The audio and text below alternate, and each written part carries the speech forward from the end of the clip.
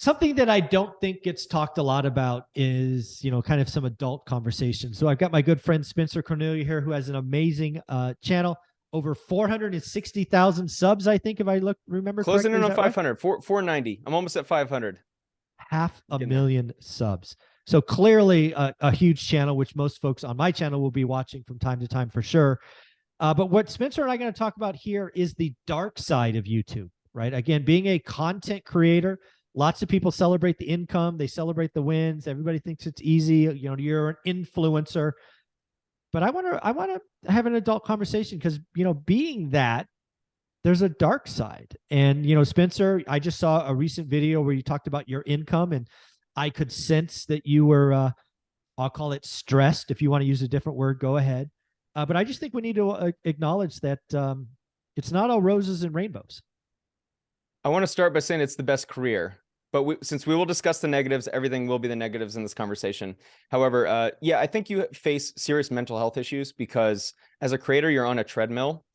And if you don't establish a business, so I think the people who do the best on this platform long term are those who have had a moment of pop where they've started to make serious dough, and then they invest in a team. This is getting editors, a manager, strategist, and all these. And that takes a lot of the stress off your plate. But a lot of creators are solo creators. Generally, you're in your studio, Twitch streamers, you're all alone. It becomes a treadmill. The reason why is because most of our income is derived by views. And this is the challenge if you don't have a natural product or service on the back end. If you're driven by views, you're always at the mercy of people's opinions about you. And so as an entertainer, your entire business is on other people's attention. Do they like you? Right. Do they want to watch your stuff? And so you're always trying to placate to a huge audience. And at the numbers I'm at, I'm trying to get 100,000 views a video. We look at the data and forget that these are people. Like I'm a huge college football fan. That is University of Michigan filling a stadium, or the amount of views and people that I want to watch on a single video. And so you end Wow. up getting stuck on this treadmill where you are really fighting for views because views are what drive the ad dollars Yeah. and the sponsorships. And if the views ever drop, it just feels like a treadmill that you can't leave. Yeah. And again, I think we will actually talk about the good side. We'll have enough to get there. Because again, I think you're right. It is an amazing career, but you just have to go in with eyes wide open. And I think too many people look at the money and they don't realize if you don't take care of your mental health, it'll be a short career. One thing, again, you and I went to dinner yesterday. Thank you for that opportunity. Thank you for meeting with Olivia. She thought you were a lot of fun. So thank you for that. Oh, great. Uh, let's just be clear, right? I'm obviously in the real estate space, not anywhere close to your channel or your views, all of those things. But I have, I don't know, peers that grow much, much faster. And something that I've come to realize is negativity, crash, fear, doom grows much, much faster. And my question to you is, does that eventually build up on the creator and become a problem? Or is that the treadmill you're referring to? Because that scares me. I believe so. I think it's because I'm not wired to be a negative type of thinker. I'm very optimistic, happy-go-lucky. I saw something a couple years ago. I saw a lot of these internet marketers doing things that I found unethical, and I just want to make videos about it. And then before you know it, you're down a rabbit hole, and you become the guy that exposes and fake gurus and all this, and it works. And then this is kind of the treadmill, as I get all the accolades and analytics and all the numbers, the validation from making a certain type of video, and then I make a video on you that's positive and like, hey, go check this guy out.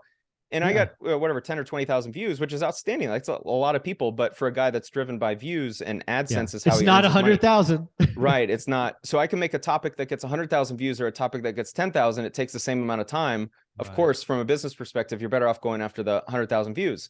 And that's the challenge with not having the back end.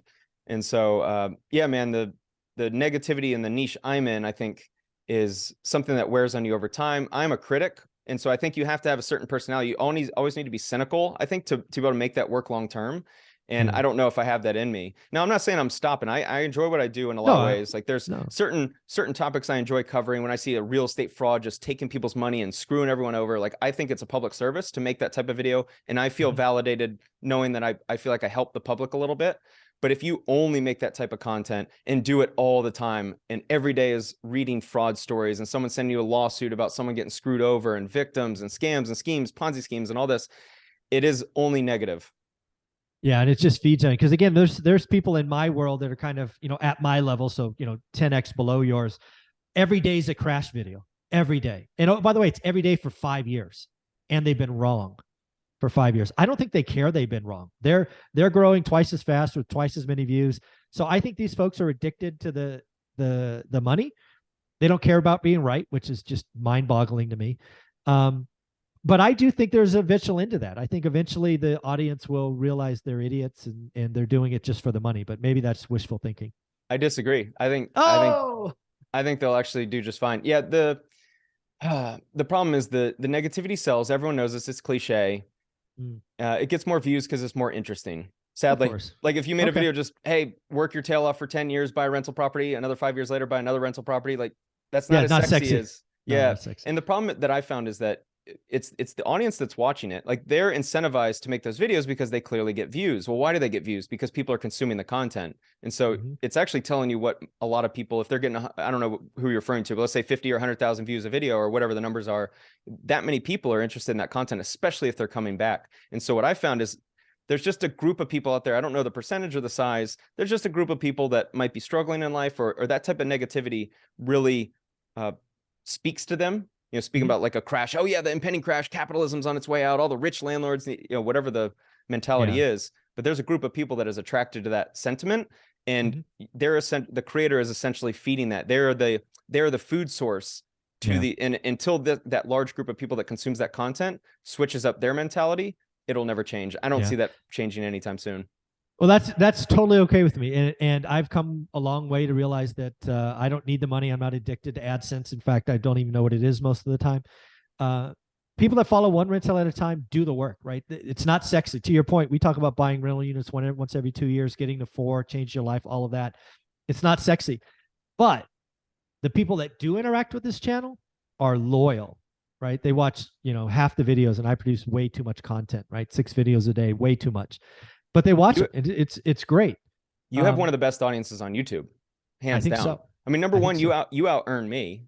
And so just from a pure, like from the outside perspective, that would be shocking to a lot of people. Because if you look at the views per video, you would go, wow, Spencer's crushing it and Michael's got X amount of views, but you out earn me because your audience is out to invest in themselves. They're out to learn. They're aspirational. They see you as an inspirational figure. They're going to buy what you sell because they want to bridge the gap between where they're at and where you're at.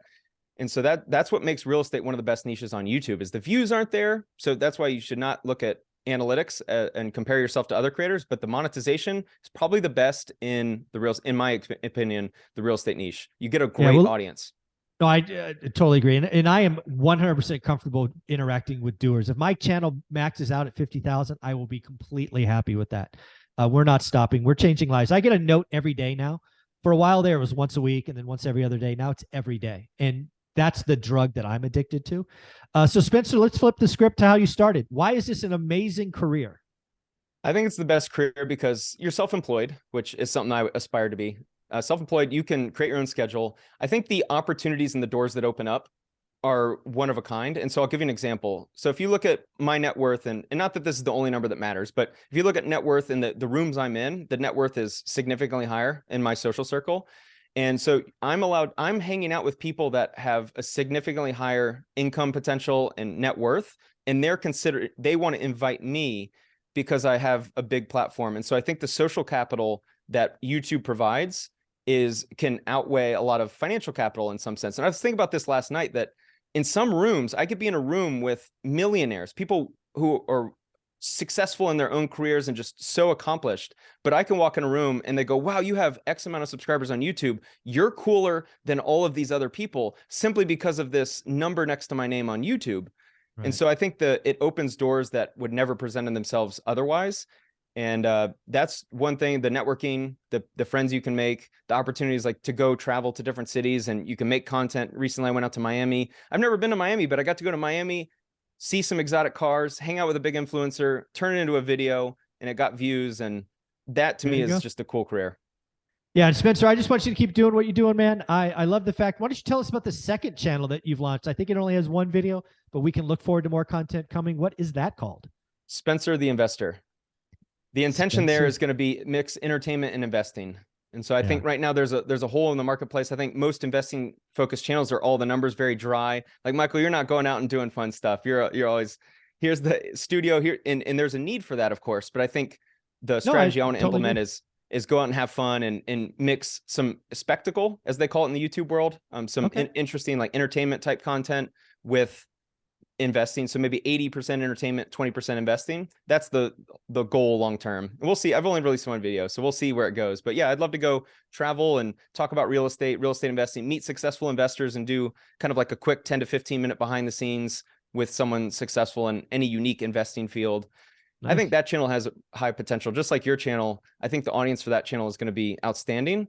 And then it's going to be a way for me to start promoting house hacking and try to build a community in the house hacking world, which I think is open right now. I don't think there's a real big voice in the house hacking world, and I kind of want to become that voice.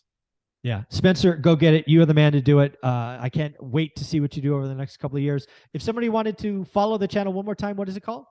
At Spencer Cornelia 1 on Instagram, if you want to follow me there. But the YouTube channel, Spencer the Investor. Main channel, Spencer Cornelia. Thank you, buddy. Thank you for all you do. Thanks again.